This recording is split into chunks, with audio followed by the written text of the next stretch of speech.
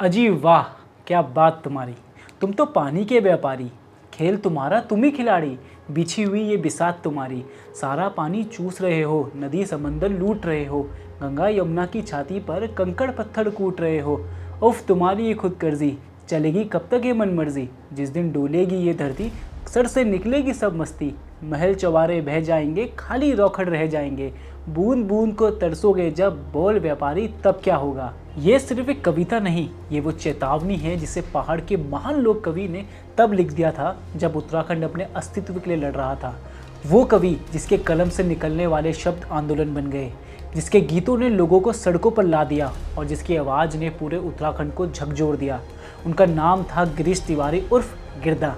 आज जब हम सूखे झरने, पलायन करते गांवों और उजड़ते जंगलों को देखते हैं तो लगता है कि वो सिर्फ कवि नहीं थे, वो भविष्य को देखने वाले इंसान थे। लेकिन आखिर कौन थे गिरदा? कैसे उनके गीतों ने उत्तराखंड के आंदोलन को जन आंदोलन बना दिया? और क्यों आज 25 साल बाद भी उनकी कविताएं हमारे सामने एक आईना बनकर खड़ी है? आज जब हम चारों ओर नज़र दौड़ाते हैं तो सूखी नदियाँ, टूटते पहाड़, लुप्त होते ग्लेशियर, बिखरते जंगल और अपने ही हाथों से की गई प्राकृतिक त्रासदियाँ नजर आती है। तो ऐसा लगता है जैसे गिरदा ने उत्तराखंड के भविष्य को पहले ही देख लिया था, जो हमें खुद से सवाल करने पर मजबूर करती है। आज की इस वीडियो में जानेंगे उस कवि की कहानी जिसने अपनी कलम से पहाड़ों की आत्मा को आवाज़ दी और हमें सोचने पर मजबूर किया कि क्या सच में ये वही उत्तराखंड है जिसका सपना हमने देखा था।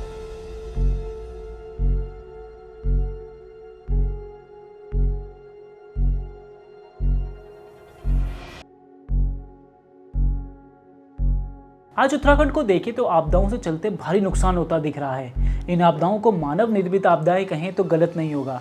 आपदाओं के साथ साथ क्षेत्र में शिक्षा, स्वास्थ्य और रोजगार की भी समस्याएं लगातार बढ़ती नजर आ रही है। आज पहाड़ों में रोजगार की कमी के कारण लोगों ने पहाड़ को छोड़कर शहरों की ओर पलायन करना शुरू कर दिया है, जिसके कारण आज पहाड़ों के ये घर बंजर पड़ चुके हैं। पहाड़ों से होते पलायन के पीछे सिर्फ रोजगार ही जिम्मेदार नहीं है, बल्कि अच्छी शिक्षा और स्वास्थ्य सुविधाओं का अभाव भी है। उत्तराखंड में स्वास्थ्य सुविधाओं का क्या हाल है, इसका एक उदाहरण अभी हाल ही में अल्मोड़ा के चौखुटिया से लेकर टिहरी के घनसाली क्षेत्र में हुई इन घटनाओं से पता चल जाता है। इन घटनाओं ने उत्तराखंड के स्वास्थ्य सुविधाओं की पोल खोल कर रख दी है। इस बदहाल हो रही स्वास्थ्य सुविधाओं पर राज्य सरकार को ध्यान देने की जरूरत है, लेकिन खामुखा की ना सुनाओ तो कोई बात करें, बात मुद्दों की उठाओ तो कोई बात करे। क्यों लड़ी थी वो लड़ाई बताओ हम सबने, इन सवालों पर भी आओ तो कोई बात करें। गिरदा की लिखी ये पंक्तियां पढ़े तो आज की परिस्थिति ऐसे ही दिखाई देती है। ऐसा लगता है कि मानो वो पहले से ही जानते थे कि ऐसा भी एक दिन आएगा। आज से 25 से 30 साल पहले जब उत्तराखंड अलग राज्य के लिए लोग लड़ रहे थे तो शायद उन्होंने एक ऐसे राज्य का सपना देखा होगा जहाँ उन्हें हर तरह की सुविधाएं मिले, हर बुनियादी सुविधाएं उनके पास हो। लेकिन हकीकत क्या है वो आज हम सब देख रहे हैं। आज यहाँ के लोग अपनी बुनियादी सुविधाओं के लिए ही आंदोलन कर रहे हैं। आगे हम आपको गिरदा के जीवन से भी रूबरू कराएंगे, लेकिन पहले उस कविता की कुछ पंक्तियों पर नजर डाल लेते हैं जो आज उत्तराखंड के हालात को बखूबी बयां करती है। कस होलो उत्तराखंड कस हमार नेता, कस होली विकास नीति, कस होली व्यवस्था। इन तस्वीरों को देखकर तो यही लगता है कि जो धारणा अलग राज्य उत्तराखंड की उस वक्त हमारे लोगों ने देखी थी, वैसा उत्तराखंड तक पहुंचने में शायद हमें 25 साल और लग जाएं। क्योंकि आज भी एक और कई गांव पानी, बिजली और सड़क जैसी बुनियादी सुविधाओं से वंचित है, तो कई गाँव में शिक्षा और स्वास्थ्य की हालात बद से बदतर होती जा रही है। लेकिन अपने गीतों से उत्तराखंड की तस्वीर लिखने वाले गिरदा का जीवन इतना आसान नहीं था। अब कैसे वो एक रिक्शा चालक से अलग उत्तराखंड आंदोलन के पराया बन गए, उस पर भी नज़र डाल लेते हैं। लेकिन शुरुआत करते हैं गिरदा को जानने से।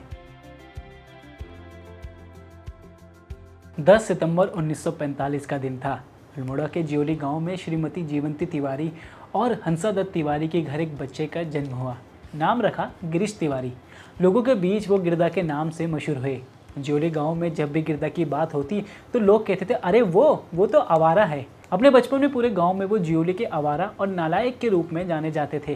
गिरदा सामाजिक भेदभाव से हमेशा दूर रहे, गांव में सभी के साथ मिलजुल कर रहे थे।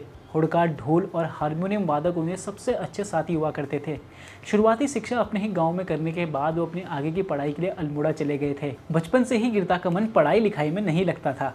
पढ़ाई से जी चुराकर बाकी जो भी काम वो अपने दोस्तों के साथ किया करते थे, उनमें वो सबसे आगे रहते थे। पढ़ाई पूरी करने के बाद गिरदा नौकरी की तलाश में गांव छोड़ शहरों की तरफ निकल पड़े। जीवन व्यापन के लिए कुछ पैसे कमाने थे, तब उन्होंने लखनऊ में रिक्शा चलाना शुरू किया। कुछ समय तक इस काम को करने के बाद उन्होंने पीलीभीत के पूरनपुर में PWD में वर्क चार्ज और दिहाड़ी पर काम किया। उर्दू शायरियों के वो बड़े शौकीन थे और इसी के चलते उन्होंने उर्दू सीखने का मन हुआ। दिन में काम करने के बाद वो रात को फुटपाथ पर बिकने वाली उर्दू किताबें लेकर आते थे और उन्हें पढ़ा करते थे। ऐसे उन्होंने उर्दू सीखनी शुरू की। उसके बाद उनका काफ़ी समय किताबें पढ़ने में बीतता रहा। जैसे जैसे नई किताबें और शायरियाँ वो पढ़ते रहते, वैसे वैसे कविताओं और किताबों में उनकी रुचि बढ़ती जाती। इसी बीच उनकी मुलाकात उनके मित्र दुर्गेश पंत से हुई। उनके साथ मिलकर गिरधा ने पहली बार कुमाऊनी कविताओं का संकलन भी किया, जो शिखरों के स्वर पुस्तक से रूप में प्रकाशित हुआ। 1967 में गिरधा लोक संगीत और साहित्य के मर्मज्ञ बृजेंद्र लाल शाह के संपर्क में आए। बृजेंद्र लाल शाह गिरधा के टैलेंट से इतने इम्प्रेस हुए कि उनके जरिए गिरधा को भारत सरकार के गीत और नाटकीय प्रभाग नैनीताल में नौकरी मिल गई। ये उनके जीवन का केवल महत्वपूर्ण मोड़ नहीं था, बल्कि उनके पहाड़ आने की इच्छा भी पूरी हो गई थी और यहीं से फिर एक नए गिरधा का गढ़ना भी शुरू हो गया था। वो पहले हुड़का और हारमोनियम बजाते थे और बाद में उन्होंने स्क्रिप्ट लिखना और निर्देशन करना भी शुरू कर दिया था। उसके बाद उनकी कविताएं, गीत और नाटक आकाशवाणी में प्रसारित होने लगे। उस दौर में आकाशवाणी लखनऊ केंद्र में उत्तरायण कार्यक्रम में कुमाऊनी और गढ़वाली रचनाकारों की गीत कविताएं प्रसारित हो रही थी। उत्तरायण के लिए गिरधा ने कई कविताएं, गीत और रूपक लिखे थे। नैनीताल आके वहाँ के रंगमंच माहौल ने उनकी अभिव्यक्ति और कला के और ज़्यादा रास्ते खोले। उस वक्त उन्होंने अंधेर नगरी, चौपट राजा, मिस्टर ग्लाड, धनुष यज्ञ, नगाड़े खामोश है, हमारी कविता के आखिर के अलावा उत्तराखंड काव्य और जागर की पुस्तिकाओं के जरिए अपनी रचनाओं को आगे बढ़ाया। उन्होंने कुमाऊनी, गढ़वाली, उर्दू और हिंदी की कई काव्य रचनाओं के बेहतरीन अनुवाद भी किए। उन्होंने जागर कैसेट की मदद से हिंदी, उर्दू, कुमाऊनी और गढ़वाली भाषाओं की कविताओं को जनगीतों में बदलकर पूरे उत्तराखंड में फैलाया, ताकि उन्हें लोग आसानी से सुन सकें और उनके शब्दों से जुड़ सकें। इसके अलावा वो जागर, पहाड़ जन संस्कृति मंच जैसी संस्थाओं, उत्तरा नैनीताल समाचार, युगवाणी, जंगल के देवदार जैसी पत्र पत्रिकाओं के साथ जुड़े रहे। उन्होंने नगाड़े खामोश है और धनुष यज्ञ नाटक लिखे और अंधेर नगरी, अंधा युग, थैंक यू मिस्टर ग्लाड आदि नाटकों का निर्देशन भी किया। उन्होंने कई लोक कथाओं, गाथाओं और कविताओं के नुक्कड़ नाटकों के रूप में भी पेश किए। जब उत्तराखंड अलग राज्य आंदोलन चल रहा था, तब गिरधा ने आंदोलन का एक ऐसा रास्ता पकड़ा कि वो खुद उत्तराखंड आंदोलन के पर्याय बन गए। हर आंदोलन में वो बढ़ चढ़कर हिस्सा लेते थे और हर आंदोलन में वो अपने शब्दों से लड़ते थे। साल 1987 में चले वन बचाओ आंदोलन में जब वन विभाग जंगलों की नीलामी कर रहा था, तो लोगों ने यहाँ के वनों को बचाने के लिए भारी विरोध किया। तब गिरधा ने हुड़के की थाप पर गौरदा के 1926 में लिखे गीत विशन के विलाप को नए संदर्भों में गाया। उसके बाद आज हिमाल तुमन का, जागो जागो ओ मेरे लाल जैसे गीत भी आंदोलनों में गाए जाने लगे। गिरधा ने नैनीताल की सड़क पर हुड़का बजाकर जब आंदोलन के बीच ये गीत गाया, तो लोग भी गीत के साथ सड़कों पर उतरे और जंगलों की नीलामी रुकवा दी। नदियों को बचाने के लिए चले आंदोलन में उन्होंने चेतावनी देते हुए गाया, बोल व्यापारी तब क्या होगा, नदी समंदर लूट रहे हो, कंकड़ पत्थर कूट रहे हो। उसके बाद 1984 में नशा नहीं रोजगार दो और फिर 1994 में हुए उत्तराखंड आंदोलन में गिरधाओं की रचनाओं ने लोगों के अंदर जोश पैदा कर दिया। 1999 में गिरधा ने नरेंद्र सिंह नेगी के साथ मिलकर अपनी रचनाओं से काव्य जुगलबंदी में लोगों को अपने राज्य, पहाड़ और हक के लिए प्रेरित किया। जब उत्तराखंड आंदोलन चल रहा था, तो आंदोलन के दौरान हर तरह उनके गीत, उनकी कविताएं गूंजने लगी और उनके गीत जनगीत बन गए। आंदोलनकारी उनकी गीतों के गाते हुए आगे बढ़ते। गिरधा ने 1984 में गीत लिखा था, जैता एक दिन तो आला ओ दिन दुनी में, जय दिन चोर ना फलाल, क्या के जोर ना चलाल। उत्तराखंड राज्य आंदोलन के वक्त उनकी इन पंक्तियों ने लोगों के अंदर भविष्य की एक आस जगाई और बताया कि एक दिन ऐसा आएगा जब ये काली रात खत्म होगी और सुबह का उजाला होगा, जिस दिन किसी को चोरी का फल नहीं मिलेगा, जिस दिन किसी का जोर नहीं चलेगा। इन्हीं गीतों और कविताओं ने उत्तराखंड आंदोलन के लिए उस वक्त लोगों को अपने हित के लिए लड़ने के लिए प्रेरित किया था। आंदोलन के दौरान गिरधा कंधे में लाउडस्पीकर लगाकर चलता फिरता रेडियो बन जाया करते थे और रोज़ शाम को नैनीताल के तल्लीताल डांट पर आंदोलन से जुड़े ताज़ा समाचार सबको सुनाते थे। लड़ते लड़ते आखिरकार 9 नवंबर 2000 में लोगों का संघर्ष पूरा हुआ और उत्तराखंड स्वतंत्र राज्य बन गया। गिरधा हमेशा समाज में भेदभाव और जुल्म के खिलाफ लड़ते लोगों की सशक्त आवाज़ बने।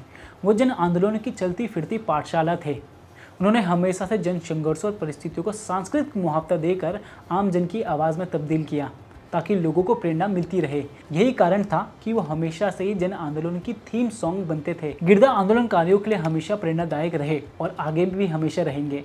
उन्होंने अपनी रचनाओं से हमेशा राजनीति के ठेकेदारों पर गहरे तंज कसे। आज भी जब भी कोई आंदोलन होता है तो उनके पोस्टर्स में उनकी लिखी कविताएं और गीत नजर आते हैं। उनकी लेखनी में इतनी ताकत थी कि आज भी लोग उनसे प्रभावित होते हैं। उत्तराखंड के प्रसिद्ध साहित्यकार मंगलेश डबराल ने पहाड़ संस्था की ओर से गिरदा की कुमाऊनी और हिंदी कविता संग्रह जैता एक दिन ता आलो में लिखा है कि गिरदा के अनेक गीत रचनाकार से दूर स्वतंत्र सत्ता बन चुके हैं। उनके गीतों के कालजीय स्वरूप को देखकर अनायास महान लेखक रविंद्रनाथ ठाकुर की याद आ जाती है। गिरदा ने अपना पूरा जीवन जन आंदोलन और लेखन को समर्पित किया। 22 अगस्त 2010 को उन्होंने आखिरी सांस ली और उनकी आवाज़ हमेशा के लिए थम गई। उनकी कलम वहीं रुक गई। गिरदा हमेशा चाहते थे कि सरकारें और राजनीतिक दल अपने फ़ायदे से ऊपर उठकर उस नए राज्य की उम्मीद को पूरा करें जिसके लिए लोगों ने इतना संघर्ष किया था। लेकिन अफसोस, आज उत्तराखंड वैसा नहीं बन पाया जैसा गिरदा ने सोचा था। गिरदा ने अपनी रचनाओं से ज़िंदगी के कई पहलू को छुआ और बड़े से बड़े वर्ग को प्रभावित किया। उनकी लिखी बातें न सवाल उठाती थी बल्कि लोगों के अंदर जागरूकता भी पैदा करती थी। आज भले ही वो हमारे बीच नहीं है, लेकिन उनके गीत आज भी हमारे बीच जिंदा है और आगे भी हमें रास्ता दिखाते रहेंगे। गिरदा सिर्फ एक कवि नहीं थे, वो पहाड़ की धड़कन थे। उनके गीतों ने लोगों की सोच को बदला था। आज उत्तराखंड 25 साल का हो चुका है, लेकिन इस पहाड़ी राज्य के सामने अभी भी कई चुनौतियां खड़ी हैं। शिक्षा, स्वास्थ्य, रोजगार और पलायन जैसे मुद्दे अभी भी लोगों के जीवन को प्रभावित कर रहे हैं। शायद यही कारण है कि गिरदा की कविता, उनके गीत और उनकी आवाज़ आज भी लोगों के अंदर वही जज्बा जगाती है जो उन्होंने आंदोलन के दिनों में पैदा किया था। आज जब उनके गीत और कविताओं को सुनते हैं तो सवाल खड़ा होता है कि क्या यही वो राज्य है जिसका सपना हम सबने देखा था। दरअसल लड़ाई अभी भी बाकी है और शायद गिरदा की रचनाएं ही हमें आगे बढ़ने की हिम्मत देती रहेंगी। इसके साथ ही अगर आप अलग राज्य उत्तराखंड को बनने की पूरे संघर्ष की कहानी जानना चाहते हैं तो हमारी ये वीडियो आप देख सकते हैं। आपको हमारी ये पेशकश अच्छी लगी तो इसे लाइक और शेयर ज़रूर करें और हमारे चैनल को सब्सक्राइब करना ना भूलें। धन्यवाद।